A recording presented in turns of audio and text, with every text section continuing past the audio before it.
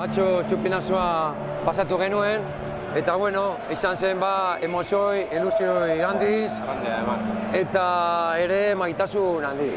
10 bat egin dugu, hor Iluntze tabernan, 20 gutxi gora bera, 20 pertsona hor geratu gara, eta gero kalejira bat. Egin genuen kalejira bat, barrika batekin, zurra kapoterekin, eta bueno, ondo, gero Zezen plazara joan gara, giroa hartzeko apurtxu betai, eta gero, bueno,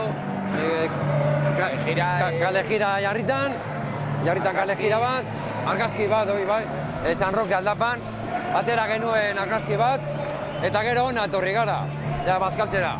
Eta oso ondo, gero daukagu arratsaldean Soroa taldearekin beste kalejira bat egingo dugu, Rock kalean kalejira, eta gero bukatzeko eguna daukagu Arbeto plazan, berbenakan bezalakoa edo. Bai. Bueno, musikaz bla, jai.